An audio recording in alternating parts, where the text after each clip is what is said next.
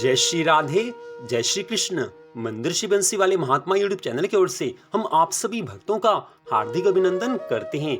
आज हम आपको सुनाने जा रहे हैं श्रीमद् भागवत महापुराण के 7वें स्कंद के 7वें अध्याय की परम पावन कथा। इस अध्याय का नाम है नरसिंह भगवान का अवतार लेकर हिरण्यकशिपु का वध करना और सब देवताओं द्वारा भगवान की स्तुति करना।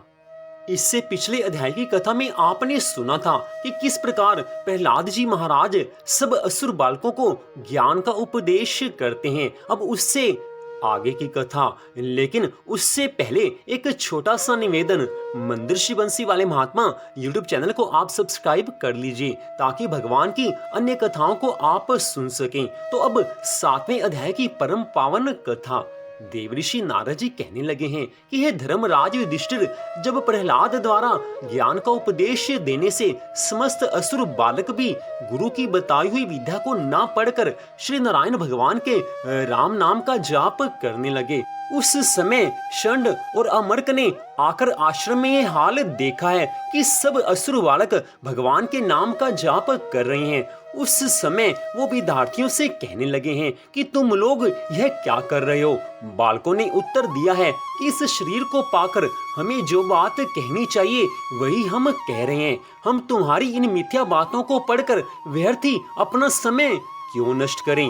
जब गुरु के डांटने और हिरण्यकशिपु के डराने पर भी बालकों ने राम का नाम लेना नहीं छोड़ा, उस समय गुरु ने समझा कि इन सब विद्यार्थियों को प्रहलाद ने ज्ञान का उपदेश सुनाकर अपने जैसा कर लिया है। यह बात जानकर जब गुरु ने प्रहलाद पर अत्यंत क्रोध करके धमकाया, उस समय प्रहलाद जी महाराज मुस्कुराकर चुप हो गए हैं। इसके पश्चात षंड और अमर्क ने प्रहलाद आदि सब विद्यार्थियों को हिरण्यकशिपु के पास ले जाकर कहा है कि हे महाराज, आपके पुत्र प्रहलाद ने सब विद्यार्थियों को ऐसा पाठ पढ़ा दिया है कि सब लोग नारायण भगवान के राम नाम लेने की सिवाय दूसरी बात मुख से नहीं कहते हैं। यह वचन सुनते ही हिरण्यकशिपु एकदम क्रोधित होकर कहने लगा है कि हे प्रहलाद, मैंने तुझे अनेक दंड देकर समझाया है कि नारायण भगवान का नाम मत ले, परंतु तू मेरा कहना नहीं मानता। इससे मैंने जान लिया है कि अब तेरी मृत्यु के दिन निकट आ गए हैं। जैसे ऋषिश्वर और योगियों को इंद्रियां सताती हैं, वैसे ही तू मेरा शत्रु प्रकट हुआ है। अतः मैं तुझे स्वयं अपने हाथों से मारूंगा। देखूं तो सही कौन से राम और कौन से नारायण तेरी रक्षा करते हैं, कौन तुझे इस समय मेरे हाथ से बचाते हैं। यह सुनकर प्रहलाद जी महाराज कहने लगे हैं, हे पिताश्री, आप ऐसा विश्वास करके सच मानो कि जिनकी शक्ति से सब प्राणी तीनों लोकों में वर्तमान है और जिनकी शक्ति से आप राज्य करते हो, वही आदि पुरुष निर्गुण ब्रह्म मेरी भी रक्षा करने वाले हैं। हे पिताश्री, आप अपने को तीनों लोकों का राजा समझकर सब जीवों को अपना दास समझते हो। आपने अभी तक अपने मन, इंद्रियों, काम, क्रोध आदि को अपने वश में नहीं किया और उल्टे उनके अधीन रहकर आप स्वयं नष्ट हो रहे हो। फिर दूसरे को कैसे आप अपने वश में कर सकते हो। आपको चाहिए कि आप राजसी स्वभाव और अधर्म को त्याग कर मन और इंद्रियों को अपने वश में रखो और भगवान श्री नारायण जी के चरणों का स्मरण और उनका ध्यान करो, भगवान की भक्ति करो। इस तरह संसारिक माया मोह से विरक्त होकर आप भी भव सागर को पार कर जाओगे। हे पिताश्री, सुनो, जिसकी मृत्यु समीप आ जाती है उसकी बुद्धि स्थिर नहीं रह पाती। इसलिए मैं समझता हूँ कि अब आपकी मृत्यु अति निकट आ गई है। इसी कारण आप अपने उत्पन्न कर्ता श्री नारायण भगवान जी से विमुख रहने लगे हो। यह ज्ञान भरा उपदेश सुनकर हिरण्यकशिपु अत्यंत क्रोधित होकर कहने लगा है कि हे प्रहलाद, अगर तेरे भगवान सर्वत्र विराजमान हैं तो अपनी रक्षा के लिए अपने भगवान को बुला लो, मैं अभी तुम्हें मारने लगा हूँ। प्रहलाद जी महाराज कहने लगे हैं कि हे पिताश्री, मैं अपने भगवान को कहां से बुलाऊं, वह तो अपने भक्तों की रक्षा के लिए सदैव सर्वत्र विराजमान रहते हैं। यह सुनते ही हिरण्यकशिपु उनको मारने के लिए खड्ग हाथ में लेकर और खंबे की ओर आंख दिखलाकर प्रहलाद से कहने लगा है कि क्या तेरा नारायण इस खंबे में भी विराजमान है? यह वचन सुनते ही प्रहलाद जी महाराज ने कहा है कि हाँ, इसमें भी मेरे भगवान विराजमान हैं। इतना कहकर जैसे ही प्रहलाद जी महाराज ने श्री नारायण भगवान का ध्यान और स्मरण करते हुए खंबे की ओर अपनी दृष्टि डाली है, ठीक वैसे ही श्री नारायण जी भगवान आज नरसिंह भगवान का, जिनका शरीर आधा मनुष्य का और आधा सिंह का था, धारण करके उस खंबे में दिखलाई दिए हैं। उस समय हिरण्यकशिपु ने उस स्वरूप को देखते ही बाएं हाथ से ऐसा मुक्का उस खंबे पर मारा है कि उसके अंदर से श्री नरसिंह भगवान 10,000 योजन के विस्तार का देह धारण करके अपने भक्त प्रहलाद की रक्षा करने के लिए प्रकट हुए हैं। भगवान श्री नरसिंह जी का आज अवतार हुआ है। बोल श्री नरसिंह भगवान की जय, बोल श्री नरसिंह भगवान की जय, बोल श्री नरसिंह भगवान की जय। भगवान ने प्रकट होकर दैत्य को ललकारा है कि उसका शब्द तीनों लोकों में गूंज गया। उस शब्द को सुनते ही ब्रह्मा, इंद्र आदि सब देवता, दैत्य और मनुष्य सभी प्राणी भयभीत होकर कांपने लगे हैं। उस समय हिरण्यकशिपु उनका तेज देखते ही मन में घबराकर कहने लगा है कि ऐसा अद्भुत रूप मैंने आज तक कभी नहीं देखा। ब्रह्मा जी ने मुझे वरदान दिया है कि तू मनुष्य, देवता, दैत्य और पशु पक्षी आदि किसी के हाथ से नहीं मरेगा। अतः यह रूप ऐसा प्रकट हुआ है जिसे ना मनुष्य कहना चाहिए ना पशु। ब्रह्मा जी ने कहा था कि तू ना दिन में मरेगा ना रात में मरेगा। अतः यह संध्या का समय है, इसलिए इसे ना दिन कहना चाहिए ना रात। मैंने ब्रह्मा जी से ये वरदान प्राप्त किया था कि तुम्हारे द्वारा उत्पन्न किया हुआ कोई भी प्राणी मुझे ना मार सके। अतः यह स्वरूप ब्रह्मा जी ने नहीं बनाया है, इसलिए ऐसा प्रतीत होता है कि ब्रह्मा जी का वरदान भी मिथ्या नहीं होगा और यह मुझे अवश्य ही मार डालेगा। हिरण्यकशिपु इसी सोच विचार में खड़ा रहा और उसके साथ ही अन्य दैत्य श्री नरसिंह भगवान के विकराल स्वरूप को देखकर, क्रोध को देखकर वहां से भय के मारे भाग गए हैं। जब हिरण्यकशिपु ने उनके सामने आकर अपनी गदा उन पर चलाई है, उस समय नरसिंह भगवान जी ने उसे अपनी जांग पर लिटाकर नखों से उसका पेट फाड़ डाला और उसकी आंतें माला के समान अपने गले में पहनकर राज सिंहासन पर जा बैठे हैं। देवऋषि नारद जी आगे कथा सुनाते हुए कहने लगे हैं, हे धर्मराज युधिष्ठिर, जब स्वर्ग की देवियों को यह शुभ समाचार मिला कि तीनों लोकों के सिर की पीड़ा का मूर्तिमान स्वरूप हिरण्यकशिपु युद्ध में भगवान श्री नरसिंह जी के हाथ से मार डाला गया, उस समय आनंद के उल्लास से सबके चेहरे खिल उठे हैं। वे बार बार भगवान पर पुष्पों की वर्षा करने लगी हैं। आकाश में विमानों से आए हुए भगवान के दर्शनार्थी देवताओं की भीड़ लग गई है। देवताओं के ढोल और नगारे बजने लगे हैं, गंधर्व राज गाने लगे हैं, अप्सराएं नाचने लगी हैं। हे तात, इस समय ब्रह्मा, इंद्र, शंकर आदि देवता, ऋषि, पितर, सिद्ध, विद्याधर, महानाग, मनु, प्रजापति, गंधर्व, अप्सराएं, चारण, यक्ष, किम पुरुष, वेताल, सिद्ध, किन्नर और सुनंद कुमुद आदि भगवान के सभी पार्षद उनके पास आए हैं। उन लोगों ने सिर पर अंजलि बांधकर सिंहासन पर विराजमान अत्यंत तेजस्वी श्री नरसिंह भगवान जी की थोड़ी दूर से अलग अलग स्तुति की है। ब्रह्मा जी कहने लगे हैं, हे प्रभु, आप अनंत हैं, आपकी शक्ति का कोई पार नहीं पा सकता। आपका पराक्रम विचित्र और कर्म पवित्र हैं।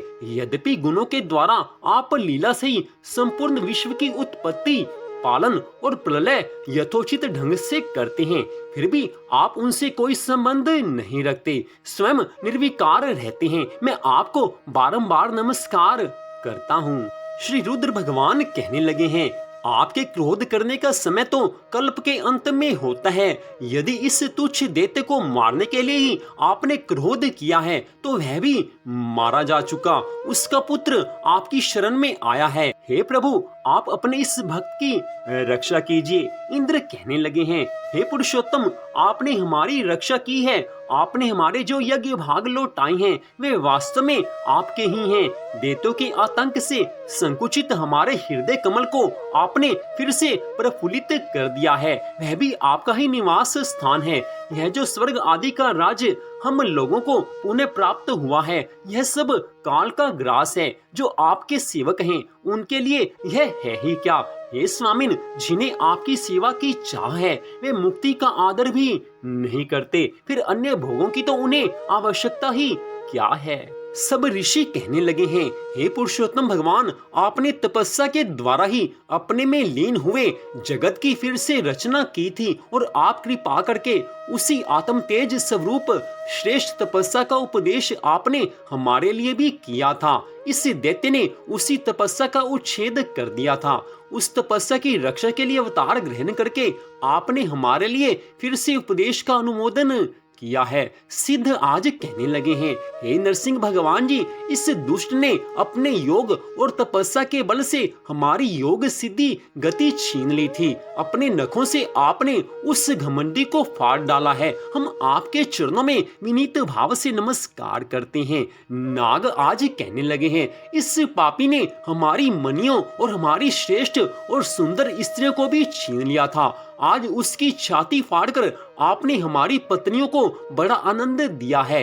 हे प्रभु, हम आपको बारंबार नमस्कार करते हैं। मनुओं ने कहा है कि हे देवादिदेव, हम आपके आज्ञाकारी मनु हैं। इस दैत्य ने हम लोगों की धर्म मर्यादा भंग कर दी थी। आपने उस दुष्ट को मारकर बड़ा उपकार किया है। हे प्रभु, हम आपके सेवक हैं। आज्ञा कीजिए, हम लोग आपकी क्या सेवा करें। समस्त प्रजापति कहने लगे हैं कि हे परमेश्वर, आपने हमें प्रजापति बनाया था, परंतु इसके रोक देने से हम प्रजा की सृष्टि नहीं कर पाते थे।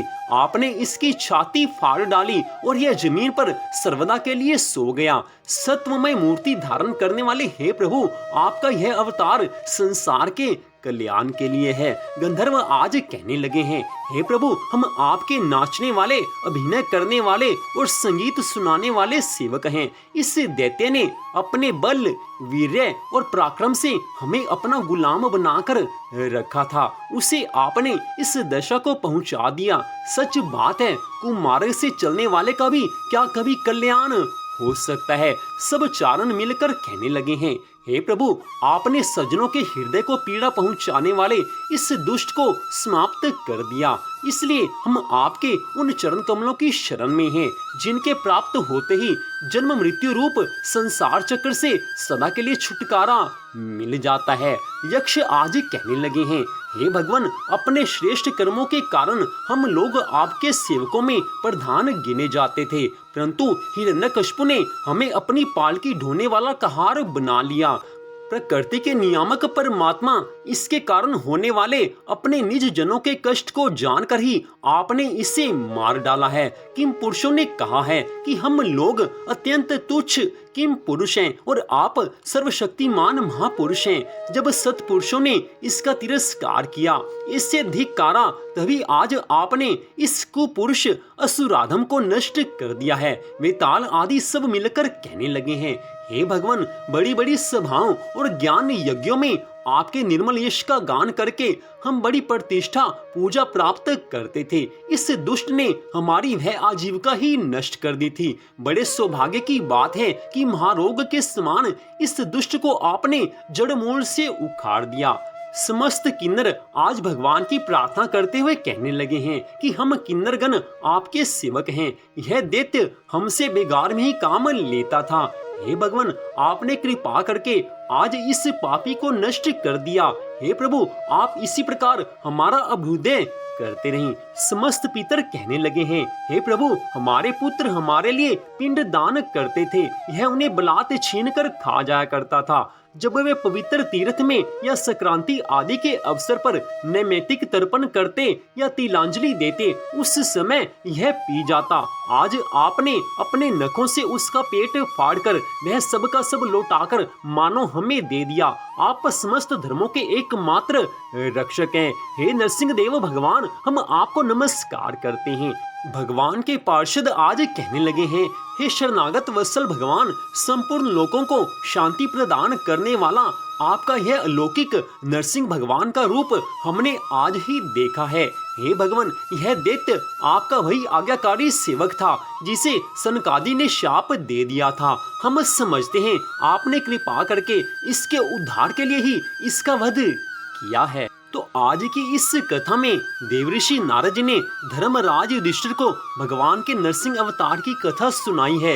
हिरण्यकशिपु का नरसिंह भगवान जी ने वध किया है और अपने भक्त प्रहलाद के प्राणों की रक्षा की है। सब देवताओं को, सारी सृष्टि को भगवान ने सुख पहुंचाया है।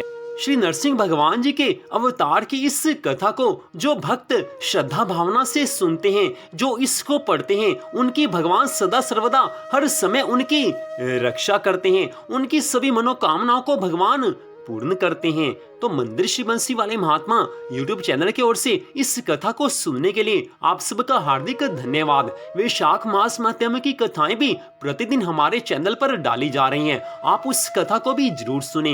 मंदिर श्री बंसी वाले महात्मा यूट्यूब चैनल को आप सब्सक्राइब कर लीजिए ताकि भगवान की अनेकों कथाओं को आप सुन सकें। तो फिर से इस कथा को सुनने के लिए आप सबका हार्दिक धन्यवाद।